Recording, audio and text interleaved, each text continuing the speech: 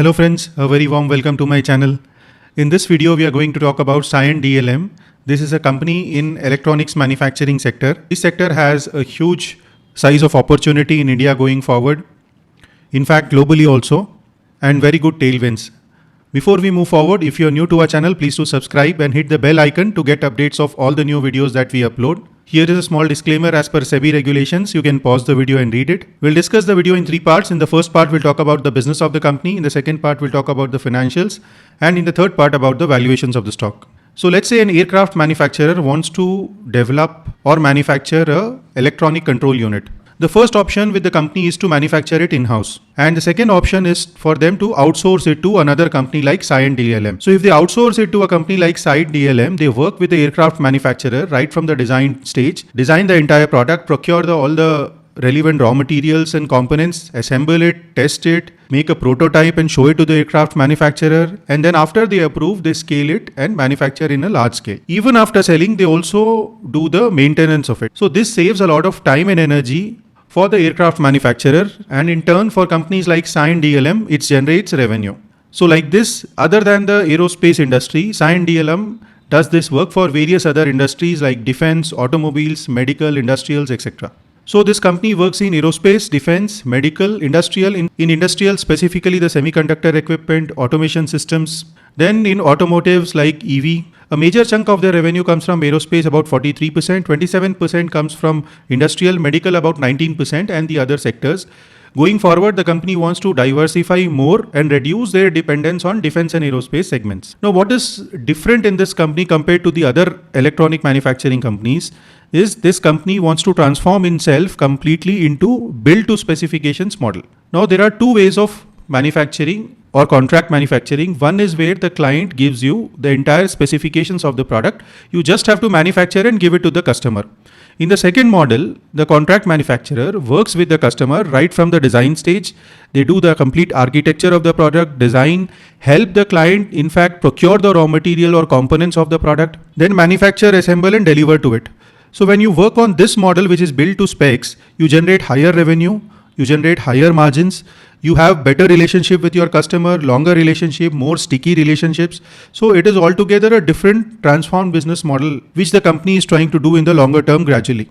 A very simple analogy could be, if you want to construct a building, you can hire an architect, design the complete building, and then hire a contractor who builds the building. Or you can hire a contractor who is also into the architect and design of the building and completely get it done through him. So Cyient DLM is moving from model A to model B gradually. So this company is a subsidiary of Cyient Limited, which is also a listed company, and it is inheriting from the parent company the various capabilities, relationships which the parent company has built over a period of time, which gives this company an advantage over the others. In 2015, Cyient Limited acquired 74% stake in this company. In 2019, they acquired the remaining stake. Then this became a wholly owned subsidiary of the company.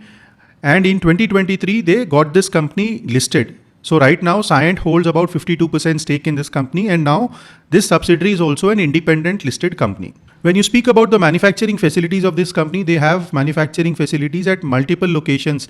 In India, they have facilities at Hyderabad, Mysore, Bangalore, and they also recently acquired a company in US. But overall, the utilization levels are low. They are around 55-60%.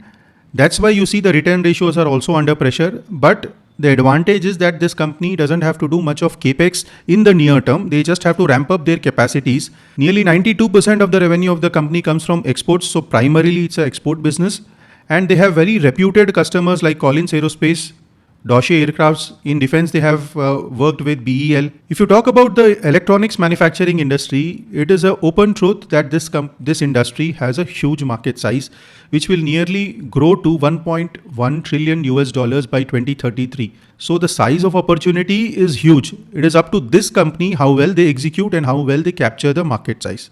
There are several tailwinds in this industry, like in every day-to-day device that we use, whether it is automobile or any other electronic, the use of electronic components is increasing day by day. The need for semiconductor equipment is also rising. You can see the shortage across different companies in Taiwan, South Korea, and US. And every country in the world is focusing on spending in the defense sector, being self-reliant in the defense sector as well.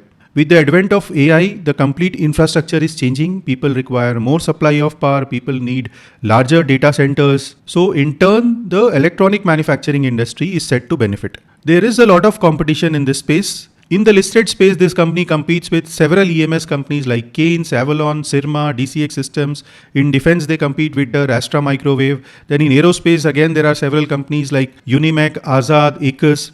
And other than these also, there are several unlisted players in India as well as abroad, because 92% of the revenue comes from abroad. They have competition from other countries like China and Europe as well. Then what is the competitive edge of this company? In these businesses which the company is doing, there are long qualification cycles.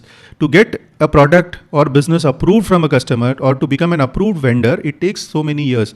Only after you get approved, you can supply to that customer. So once you get approved, you have long-term relationship, sticky relationship. So these kind of approvals this company already has. Then a lot of certifications are required before supplying the products to these customers. Whenever you work on different programs with any customers, these are long duration programs. So you are into the business with those customers for 5 to 10 years together. A lot of times the customers want traceability from where you have procured the component, from where you have procured the raw material.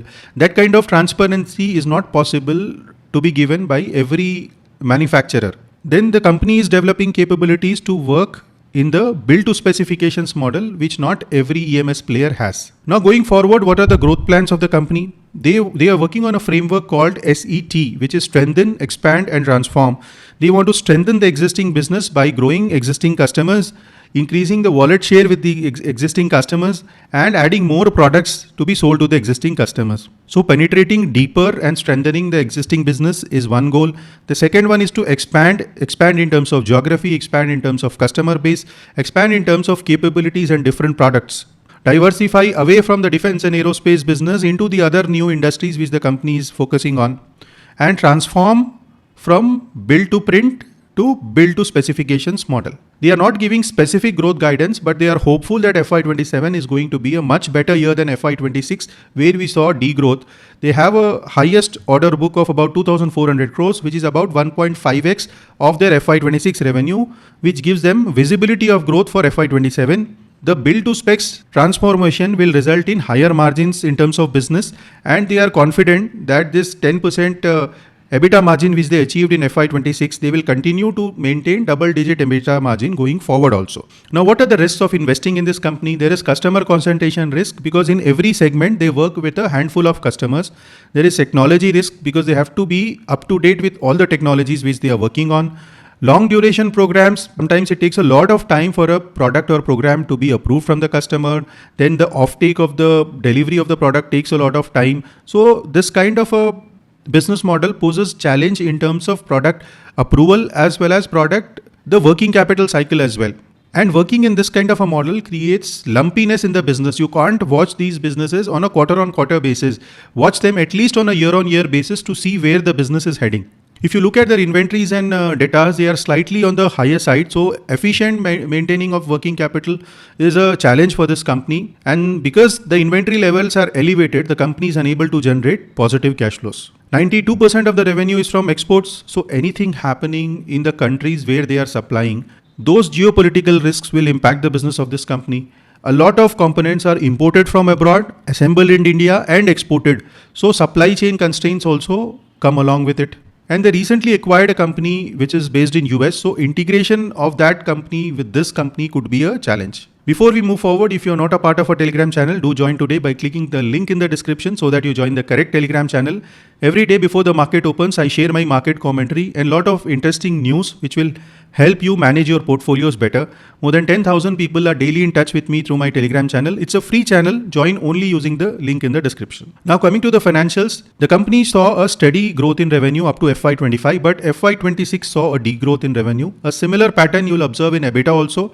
EBITDA fell from 137 crores to 127 crores in FY26. Margins more or less have been maintained around 10%, which is okay for businesses where you are manufacturing electronic components, but for a business which has higher exposure to a aerospace sector, if I look at the peers of the company, they are generating much higher margins. So I'm not very impressed by the margins of this company.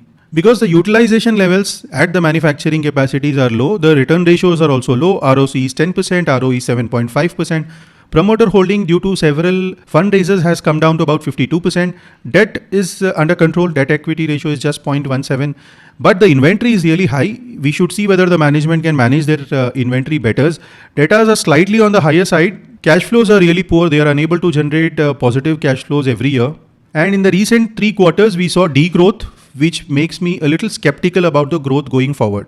This is the latest debtors aging schedule from the FY26 annual report. We see a allowance for credit impairment and credit loss of about 23.4 crores.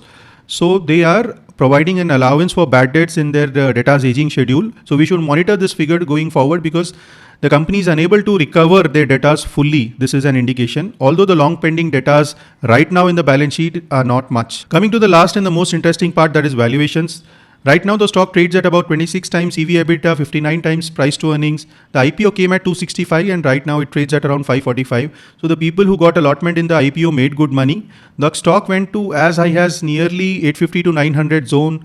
Then because of the degrowth or bad performance in FY26, it fell to as low as below 300 also. So the chart is showing some signs of bottoming out, but it's not a very strong chart. For people who are already holding these shares, you can continue to hold because there is visibility of growth, an order book of 1.5x for the FY27, and the management is also sounding positive for FY27.